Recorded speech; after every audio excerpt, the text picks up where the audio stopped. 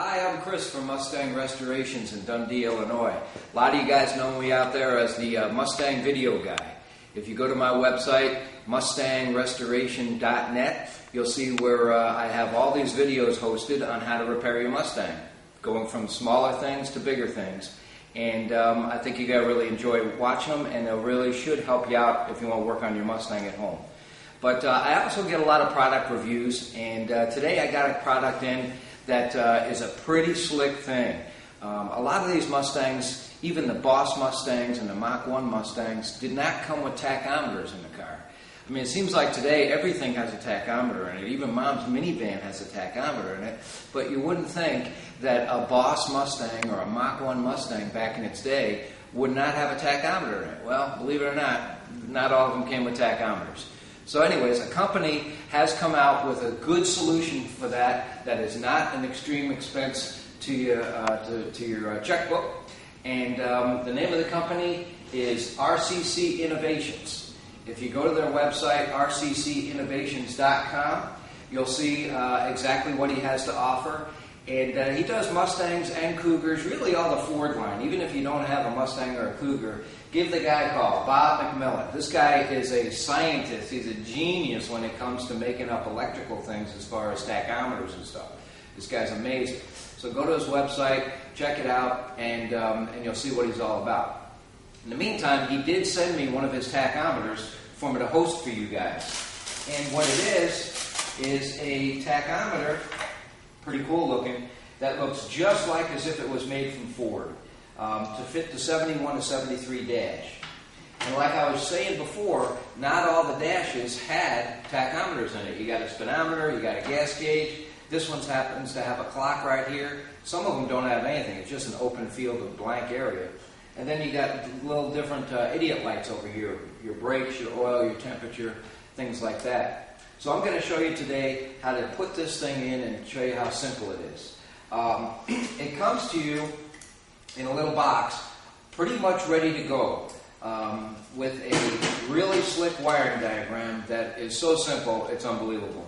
All you're going to end up having is 3 wires that you're going to have to deal with, and they're so self-explanatory. Even if you don't know how to read the instructions, red would obviously go to power, and you're going to want to find your power through your fuse box.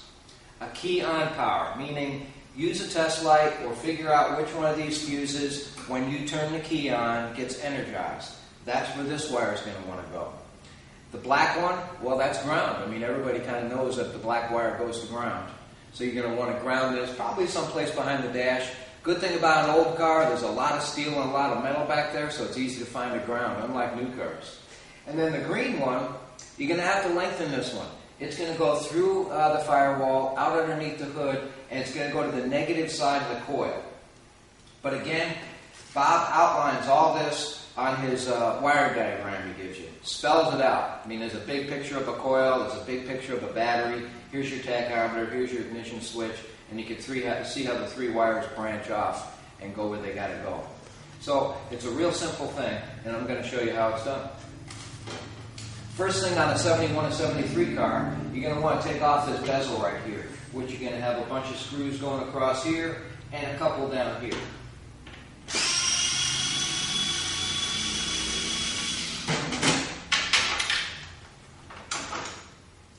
Now, obviously, I've taken off a few screws before I did this here, but it gives you an idea. Now, you're going to have a steering column in your way, so it's going to be a little bit more difficult for you to maneuver this thing out. I usually throw a rag or something over the top of my steering column so I don't scratch it up. But maneuver this thing out. If you need to, just pull the dash pad up a little bit, and you'll be able to pull this thing out and set it to the side. You know what? It might be the time, if that thing isn't in good shape, for you to buy a new one. And then what you're going to find under here is 4 screws that hold the instrument pod together. And there you're going to have to use a 1/4-inch socket.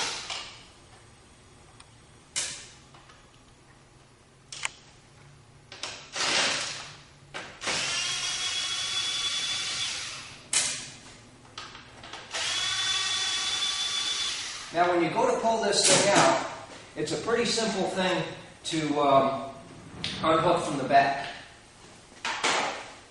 Let me show you what it's all about. What you're going to have back here is a main wiring loom that you're just going to squeeze the sides of and release it and pull it out. Okay? You just kind of squeeze and pull it out. The speedometer is just as easy. Just push the one tab down and off it slides. A lot of guys like pry on these things and break them up. It's a pretty simple thing. I'm not sure why they tend to break them, but they do. So anyways, that's what you're going to have there. Then this thing is literally going to be able to maneuver out of on top of the steering column. Again, protect your steering column. Now you're going to flip it over.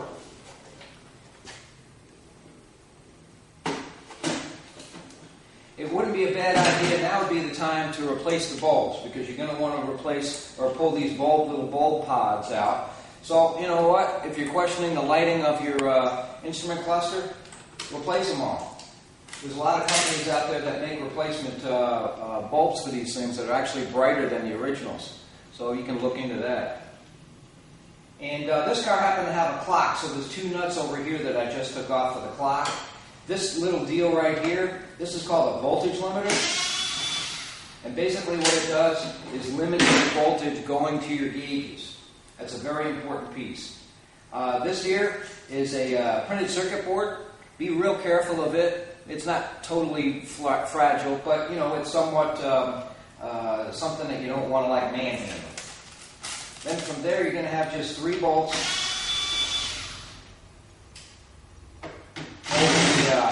the pod in there. In this sense, it's the clock pod.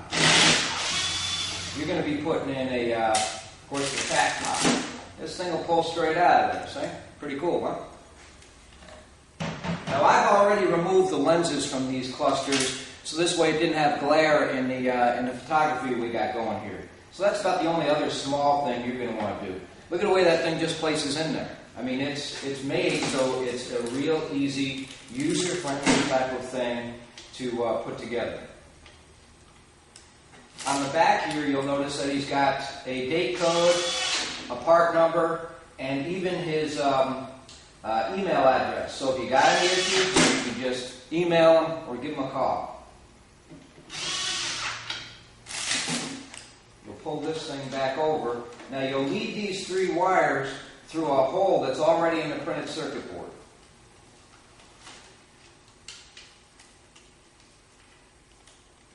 Okay, you put your bulbs back in.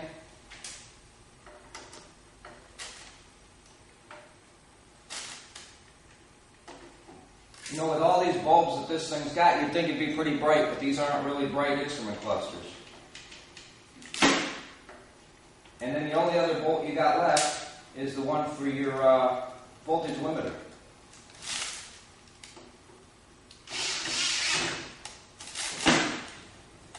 Now you'll run your wires through like the wiring diagram tells you to do it, and check that bad boy out. That looks just like the speedometer over there. I mean, you know, anybody else would be hard-pressed to figure that thing wasn't from Ford. So congratulations to you, Bob, man. Good job at that. I like that. That thing will fit back up in there real nicely. Look how nice that's going to look. So give Bob a call over there at Innovations and check him out. RCCinnovations.com. That's his website. Check him out. Ask him a bunch of questions. Like I said, the guy's a rocket scientist when it comes to this electrical stuff. He'll give you all the answers that you got. If you've already got tachometers that maybe don't work or you've got issues with, he's the guy to talk to also with that, because he can fix them for you. So it's not like you got to just deal with them as far as retroing your a new tachometer into an old vehicle. If you got an old tachometer, give the guy a call. They'll help you out. Well, that's about it for our product review on this one today. Remember, this guy here, the Doctor of Restoration, check out my videos. Go to mustangrestoration.net. And remember, this doctor here, I'm always in. So give me a call if you got any issues or try and email me. I'll help you out. And thanks for watching.